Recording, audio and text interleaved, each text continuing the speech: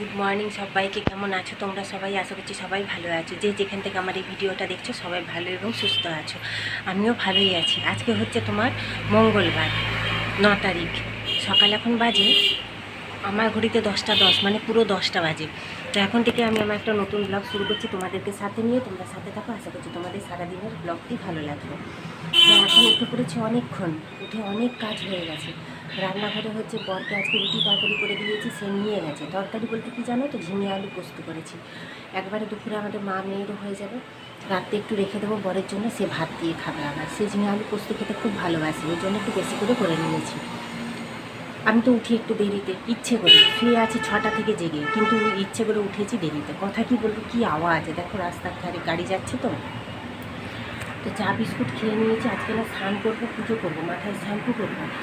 তো অনেক বেলা হয়ে গেছে, 10টা বাজে। ঘরগুলো এখন মুছি আরেকবার। সকালে একবার মুছেছি, আরেকবার এখন ভালো করে মুছবো একটু শ্যাম্পু দিয়ে। সকালে এমনি মুছি, এখন একটু শ্যাম্পু দিয়ে ঘরগুলো মুছবো। মুছে দিয়ে কতগুলো আবার কাজ বই দেখে বের করেছে, বুঝেছো?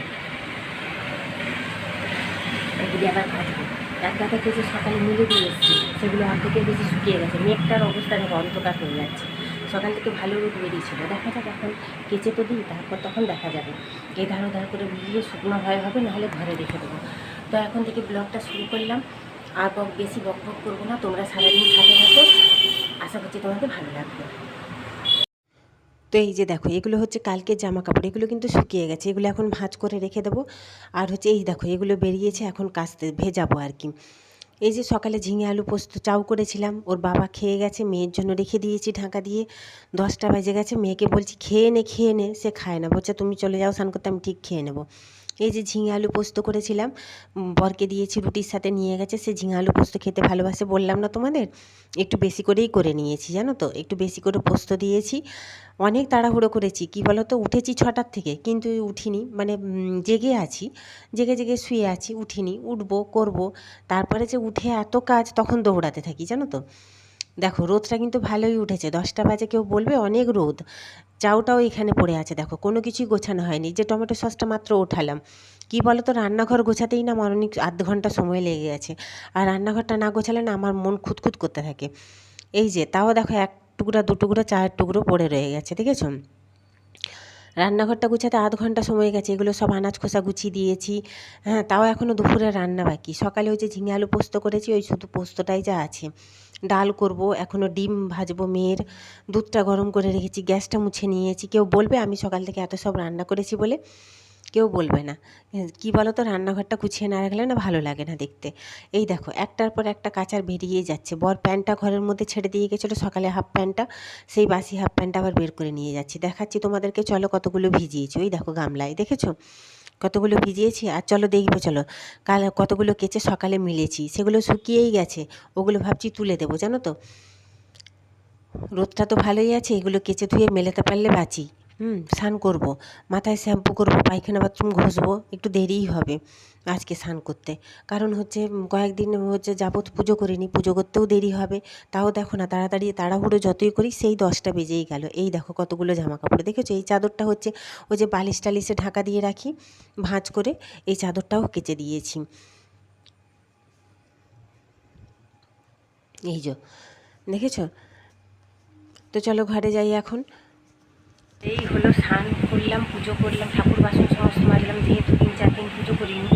ঠাকুর বাসন সমস্ত মেজে ধুয়ে সকালবেলা বরকে দিয়ে ঠাকুরের লাড্ডু, আজকে বজরংবলীর লাড্ডু মালা সব আনিয়েছিলাম। ওখানে মায়ের মালা, ঘরে বজরংবলীর মালা, তো সেগুলো দিয়ে ঠাকুর পুজো দিলাম। এই মাত্র পুজো সেরে ফেললাম, সাড়ে 9টা বেজে গেল। আমার 12:40 জামা কাপড় দিয়ে ভাগ্যি স্কুলে নিয়ে তারপরে স্নান করতে গিয়েছিলাম। শুকনো খুলে দিচ্ছিলাম, কী ফ্যান করে জানি, ভালো বৃষ্টি হলো। আমিও বাথরুম ঢুকেছি, জোর বৃষ্টি হয়ে গেছে, মা জোর বৃষ্টি চলে গেছে। আর থাক, ওগুলো ভেজাগুলো মেলা আছে, থাক। এখন আমি দিয়ে ওই জন্য ভেজাগুলো আরও ভিজে গেছে, ওগুলো তুলে আরেকবার ধুয়ে জলে, তারপর তোমার রোদে দিতে হবে। এখন হালকা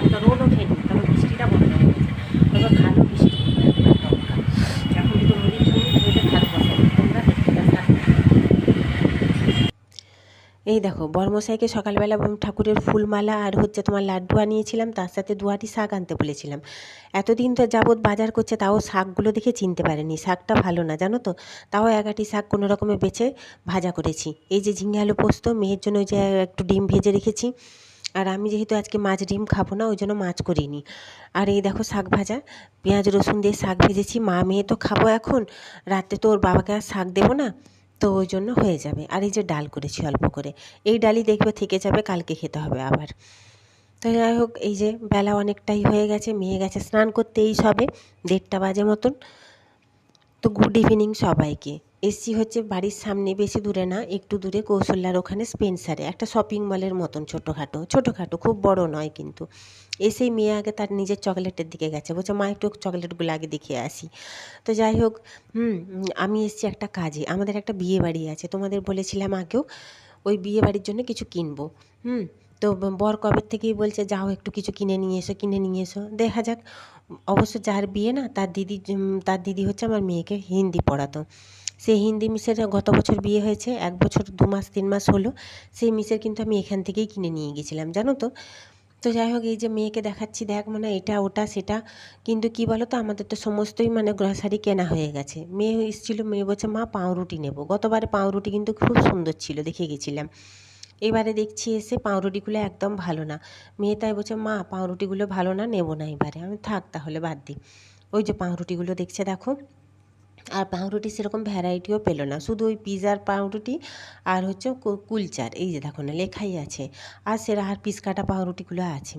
আর সেরকম পাউরুটির ভ্যারাইটিস নেই। কেক আছে, কেক তো আমাদের সামনে স্টেপিন আছে, ছেড়ে দাও, কেন আর এখান থেকে নিয়ে যাব, টাটকা কেক পাওয়া যায় ওখানে, আর ভালো ভালো এক সে এক জানো তো, দামটাও খুব কম।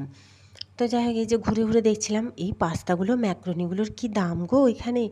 সুখে থাকা আমাদের কোঅপারেটিভ জানো তো, গোলবাজারের, অনেক দাম কম। হ্যাঁ, এখানে যা দাম তার থেকে অর্ধেক কম মতন। আর জিনিসের কোয়ালিটি কিন্তু একই, এগুলো শুধু একটু ভালো করে ব্র্যান্ড মতন মনে হয় প্যাকেট দিয়ে মোড়ানো, আর ওগুলো হয়তো একটু কম দামি। দেখেছই তো তোমরা, তোমাদেরকে তো আগের ব্লগে আমি দেখিয়েছি আমি কোঅপারেটিভ থেকে কী কী নিয়ে এসেছি, সেগুলোই এখানেও আছে, একই জিনিস দাম বেশি। অ্যাকচুয়ালি আমার মেয়ে কি, এই যে এই কৌটোটাও ওখানে ছিল জানো তো কোঅপারেটিভ, সেটাই মেয়ে দেখাচ্ছে মা দেখো দামের কতটা পার্থক্য, সেটাই দেখছি। তো যাই হোক, এই দেখো না মেয়েটাই বলছে মা এটা তো হবেই দাম বেশি, কারণ এটা তো শপিং মলের মতন, ওই জন্য এখানে যেহেতু এসি লাগানো আছে। আর তারপরে তোমার হচ্ছে ওরা সব কিছুর তো চার্জটা উঠিয়ে নেবে না, তবেই তো। তো যাই হোক, যেই জিনিসের জন্য গেছিলাম সেই জিনিস হলো না, কোনো জিনিসই সেরকম মন পছন্দ হলো না যে দেবার মতন, মানে গিফটে বিয়েতে দেবার মতন। ওই জন্য চলে এলাম ঘুরে ফিরে। এখানে ঘরে চলে এসেছি এখন, দেখো এই দেখো জামা কাপড়গুলো কতগুলো গোছানো হয়েছে দুপুরবেলা, কতগুলো গোছাইনি। ঘরও সেরকম গুছিয়ে যেতে পারিনি। সন্ধেটা দিয়ে ঠাকুরের সামনেটা মুছে সন্ধে দিয়েই চলে গেছিলাম, এসে এই যে এগুলো গোছাচ্ছি। বিছানাপত্র গোছাবো, যেহেতু একটা রুম সমস্ত না গোছালে হবে না, প্রতিদেব এসে গেছে। ওই প্যাকেটটাই জিনিস নিয়ে এসেছি, কী নিয়ে এসেছি তোমাদেরকে দেখাবো। এখন 8টা 20 বাজে। তো গেছিলাম একটু জানো তো, সন্ধে টন্ধে দিয়েই গেছিলাম। আজকে ঘরটা পরিষ্কার করতে পারিনি, মানে ওই বিকেলে যে ঘর মুছে যে মানে সন্ধে জ্বালি সেটা করতে পারিনি। আজকে ওই ঠাকুরের সামনেটুকু একটু মুছে সন্ধেটা জেলে দিয়ে চলে গেছিলাম। দিয়ে তোমার হচ্ছে ওখান থেকে গতবার হচ্ছে একটা বিয়ে বাড়ি আছে আমাদের, বললাম না ওই 11 তারিখ, মানে কাল বাদে পরশু বৃহস্পতিবার সন্ধ্যাবেলা। ওখান থেকে ওর দিদিরও জিনিস কিনেছিলাম জানো তো, মানে সেই ক্যাসারোলের মতো, মানে কিন্তু স্টিলের, খুব সুন্দর জিনিসটা, তরকারি পাতি রাখতে করতে টেবিলে বেশ সুন্দর, ঢাকনা দেওয়া সহ, হ্যান্ডেল দেওয়া ছিল। সেসব এবারে যে কিছুই পেলাম না সেরকম, মানে গিফট দেওয়ার মতন সেরকম ভালো কিছু পেলাম না। দিয়ে তোমার হচ্ছে স্টিলের একটা জগ দেখছি, কিন্তু জগটা না দিতে কেমন লাগে, ওই জন্য দেখতে মানে ভালো লাগলো না, চলে এলাম। আর ক্যাসারোলগুলোর যা দাম বলছে, আবার যেগুলো তোমার মানে একটু ছোটোর উপরে দেখছি সেগুলো 3টে সেট একসাথে নিতে হবে, ওই জন্য নিলাম না, সব ঘুরে ঘুরে। আর জিনিসপত্রের কী দাম গো আমাদের কোঅপারেটিভ সুখে থাক। অ্যাকচুয়ালি আমার মেয়ে বলছে মা ওটা তো মল, শপিং মলের মতো, হ্যাঁ ওখানে তুমি সস্তায় কী করে পাবে কমে। হ্যাঁ, তো ওখানে গ্রসারির জিনিসের কী দাম, পাস্তাগুলোর কী দাম, পাস্তার প্যাকেটগুলো 150 টাকা দাম 1 কেজি, যেটা এখানে হচ্ছে তোমার কোঅপারেটিভে আমি 80 টাকায় নিয়ে এসেছি, ভাবো একই জিনিস। দিয়ে তোমার চলে এলাম ওখানে ঘুরে টুরে, সেরকম কিছু পেলাম না যেটা কিনতে গেছিলাম।